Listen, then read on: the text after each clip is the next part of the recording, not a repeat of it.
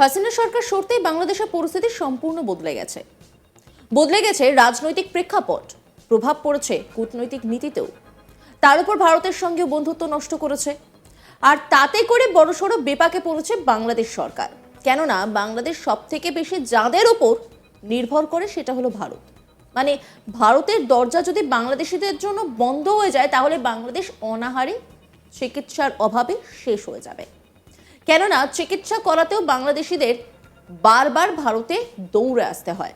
বিশেষ করে তারা কলকাতায় দৌড়ে আসেন, আসতে যেতেও কম সময় লাগে, খরচটাও খুবই কম।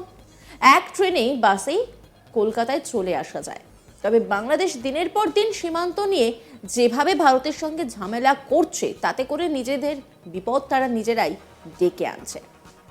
অন্যদিকে একদিকে যখন আমেরিকার আর্থিক অনুদান সাময়িক বন্ধের ফলে সংকটের পরিস্থিতি তৈরি হয়েছে বাংলাদেশ সহ একাধিক দেশে, তার মাঝেই ঢাকার পাশে থাকার বার্তা দিল চীন। ভারতে ভিসা সমস্যার কারণে যেসব বাংলাদেশির চিকিৎসা পরিষেবা থমকে, চীনের হাসপাতালে তাদের চিকিৎসা হবে। বাংলাদেশের নিকটতম চীনা শহর কুনমিংয়ে ওই 3টি হাসপাতাল বাংলাদেশিদের জন্য নির্দিষ্ট করা হয়েছে। অন্তর্বর্তী সরকারের পররাষ্ট্র উপদেষ্টা একথা জানিয়েছেন। কিন্তু সব থেকে বড় প্রশ্ন, চিকিৎসা করাতে ইউনূস সরকার যে চীনের উপর নির্ভর করছে, সেটা কতটা যুক্তিযুক্ত নাকি অবাস্তব বলেই বুঝতে পারবেন। সেই নিয়ে আলোচনা হয়েছে, দেখাবো আপনাদের সেই আলোচনা।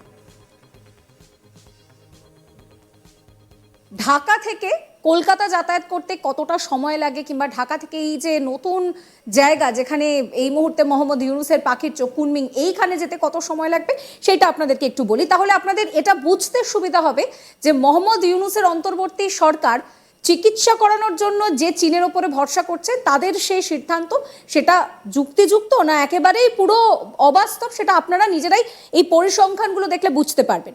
ঢাকা থেকে কুনমিং যেতে গেলে সময় লাগে হচ্ছে 2 ঘন্টা 20 মিনিট, ঠিক আছে।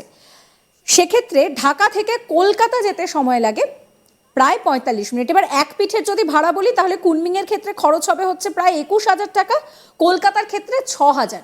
মানে বুঝতে পারছেন যে শুধুমাত্র সময় নয়, টাকার যে অঙ্কটা সেটাও কিন্তু এক ধাপে অনেকটা পাল্টে যাচ্ছে। কোথায় 21,000 আর কোথায় 6,000, এটা কিন্তু আমি এক পিঠের হিসেব বলছি।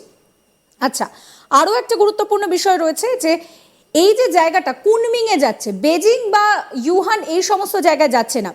বেজিং বা সাংহাই যদি যেত তাও নয় মানা যেত যে হ্যাঁ একটা বিশাল বড় ব্যাপার রয়েছে, কিন্তু এইখানেও একটা গুরুত্বপূর্ণ বিষয় রয়েছে যে বেজিং বা সাংহাই যেতে কীরকম কি সময় লাগতে পারে। সেক্ষেত্রে বেজিং যেতে ঢাকা থেকে সময় লাগে হচ্ছে প্রায় 12 ঘন্টার কাছাকাছি, খরচ হচ্ছে এক পিঠের প্রায় 30,000।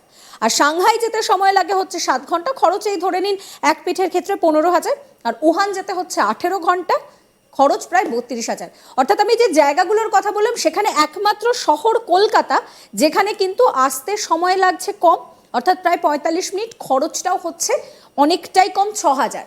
আমি আবারও দাদার কাছে ফিরে যাব। দাদা, এই যে আমি পরিসংখ্যানটা বললাম যে কলকাতা যেতে কতটা সময় লাগবে, কতটা টাকা খরচ হবে, আর এই কুনমিং যেটা এই মুহূর্তে দাঁড়িয়ে মোহাম্মদ ইউনূসের সরকারের কাছে পাখির চোখ বলা যেতে পারে, তাও চিকিৎসার মতন একটা গুরুত্বপূর্ণ বিষয়, সেটা নিয়ে এই সময়টাই তো বলে দিচ্ছে যে সিদ্ধান্ত কতটা যুক্তিযুক্ত আর কতটা অযৌক্তিক। হ্যাঁ, এটা কি আপনি যে টাইম এন্ড মানি দুটেই বেশি লাগবে, ওখানে সময় লাগবে বেশি এবং পয়সা খরচ হবে বেশি। আমি 1996-এ কুমিংয়ে গেছি একটা সম্মেলনে, কনফারেন্স, ইন্টারন্যাশনাল গ্লোবাল কনফারেন্স ছিল এটা। এটা আংটাডের উদ্যোগে ছিল, ওটাকে SMS, small and medium size enterprises, এটা জাতিসংঘের উদ্যোগে হয়েছিল। আমি সেখানে 96-এ গিয়েছিলাম। সেখানে আমি যা দেখে আসছি, তারপরে কুমিং আমি যাইনি। হয়তো ডেভেলপমেন্ট, আরো অনেক ডেভেলপমেন্ট আছে, কিন্তু কুমিংটা চায়নার যে বড় বড় শহর তার তুলনায় এটা একটা মফস্বল শহর। ধরুন আমাদের যেমন হ্যাঁ, মানে যেভাবে মোহাম্মদ ইউনূস প্ল্যান করছিলেন, সেক্ষেত্রে দাঁড়িয়ে তাও যদি আমি মেনে নিতে পারতাম যে বেজিং বা ইউহান এইরকম বড় বড় জায়গায় যাওয়ার কথা হচ্ছে, তাও সেটা একটা মেনে নেওয়া যেত। তা বলে এই ছোট্ট একটা শহর কুনমিং। হ্যাঁ, কুনমিংটা তো কাছাকাছি এই হিসেবে হয়তো মনে করছে, কিন্তু যে ইনফ্রাস্ট্রাকচার, যে ফ্যাসিলিটিস সাংহাই, বেজিং এখানে আছে, সেটা তো কুনমিং এর প্রশ্নই ওঠে না। এটা তো আমি বললাম একটা মফস্বল শহরের মতো ওদের। তো সেখানে বাংলাদেশের কাছাকাছি বলে বাংলাদেশে ওরা রিকোয়েস্ট করছে, সেই জন্য চায়না, আমি ইয়াতে আপনারা বুঝবেন যে চায়না কিন্তু ওই সহজে একটা দেশের সাথে বা একটা ইয়ার সাথে, সরকারের সাথে ইয়া ভাঙতেও যায় না, আবার গড়তেও সময় লাগে এদের। তো আমার মনে হয় না যে চায়না এখনো ইয়ারে ইনুসের কথা মতো আর ইনুসের লোকজনের কথা মতো তারা মেজর কোনো সিদ্ধান্ত নেবে, এইটা আমার কাছে মনে হয় না। আমি চাইনিজদেরকে, চাইনিজ ডিপ্লোম্যাটদের সাথে আমার তো সাংবাদিক হিসেবে অনেক যোগাযোগ ছিল, ওরা প্রায়ই আমাকে দাওয়াত করতো, যেমন ইন্ডিয়া দাওয়াত করতো তেমন চায়নারাও দাওয়াত করতো, ব্রিটিশ আমেরিকান সবাই সাথে আমার যোগাযোগ ছিল। তো তাদের কাছ থেকে আমরা তো ইন্টারাকশন হয়েছে, রেগুলার ছিল, আমি বুঝতে পারছি চায়না কিন্তু এত সহজে, ধরুন বন্ধুত্ব হারাতেও আবার ওরা একেবারে মেজর কোনো কিছু না হলে ওরা চেষ্টা করে টিকে থাকার জন্য, বন্ধুত্ব রক্ষা করার জন্য। আর সিমিলারলি ইন্ডিয়াও তো অনেক কিছুর পরেও গালিগালাজ শুনেও তারা চেষ্টা করে আরো তাদের কনফিডেন্সে যাওয়ার জন্য। যাই হোক, তবে ব্যবসা এইভাবে হঠাৎ করে ধরুন আমি ইচ্ছা হলো না আমি অমুকের সাথে এটা করব না, এটা হচ্ছে জিদের ব্যাপার।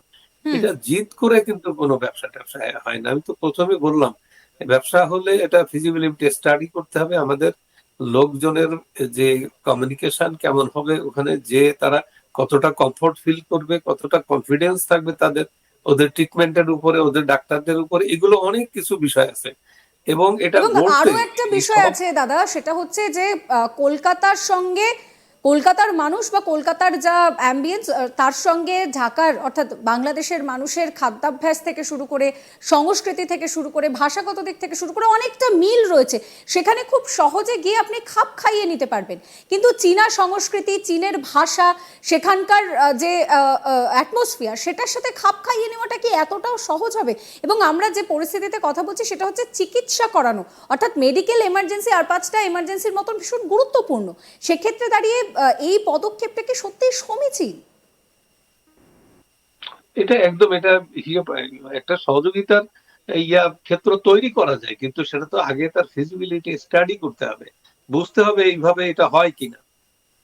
আপনি তো বললেন যে বাংলাদেশের লোকজন তো মনে করে, ওখানে কমফোর্ট ফিল করে ক্যালকাটা গেলেই যে হ্যাঁ একটা আমাদের জায়গায়, আমাদের নিজের জায়গায় এসে একটা নিজের টান থাকে। আমাদের নিজের জায়গায়। এটা তো আমি তো আগেই বললাম যে আমার বাবা, আমার দাদা, তারা তো ওখানে ক্যালকাটায় করছে, সবসময় যাতে গোয়ালন্দর থেকে ট্রেনে উঠে চলে যেত শিয়ালদা। তো এই তো কমিউনিকেশনটা তো খুব সুন্দর কমিউনিকেশন, এবং এইটাও বাংলাদেশটাও এই আমাদের যে এখনকার ভূখণ্ডটা একেবারে তো শেষ প্রান্তে, তো সেই দিক দিয়ে আমাদের মানুষের সাধারণ একটা ন্যাচারাল থাকে যে যে আমরা কলকাতা যাব, আমরা ওখানে সিনেমা দেখতে গেলেও যাব, বাজার করতে গেলেও, শপিং করতে। এবং আরো একটা অনেক বিষয় কিছু রয়েছে, আছে। আপনি ঢাকা থেকে কলকাতা যদি আসতে চান, আপনি সেক্ষেত্রে ফ্লাইটে আসতে পারেন, ট্রেনে আসতে পারেন, আপনার কাছে অপশন রয়েছে। কিন্তু কুনমিং এ যদি যেতে হয় তাহলে ফ্লাইট ব্যতীত আপনার কাছে আর কোনো অপশন নেই, এবং সেটাও কিন্তু ডিরেক্ট না, ফ্লাইট না, না, আপনাকে ব্রেক ট্রেন, করে যেতে হবে। নাইদার ট্রেন নর বাস লাইন, কোনো কিছুই তো নেই, শুধু আছে আপনার ফ্লাইট। তো ফ্লাইটে কয়টা ফ্লাইট আছে আর কয়জন লোক যাবে? আপনার বাসে, ট্রেনে প্রত্যেক দিন ইন্ডিয়াতে কত লোক যাচ্ছে এটা চিন্তা করা যায়? কয়টা বাস চলে, কয়টা ট্রেন চলে? এটা এটা জাস্ট এটা চিন্তা করছে, এটা যে আমরা ওখানে যাব না, আমরা চীনের সাথে তৈরি করব, এগুলো একটা হচ্ছে ইমেচিউরড কারবার, এটা আনডিপ্লোম্যাটিক এবং আনপ্ল্যান্ড। এগুলো এইভাবে তো সহযোগিতা হয় না। অন্যান্য খবরের আপডেটের জন্য অবশ্যই নজর রাখুন আজ তাক বাংলার ইউটিউব স্ট্রিমিংয়ে। লাইক, কমেন্ট, শেয়ার এবং সাবস্ক্রাইব করতে ভুলবেন না।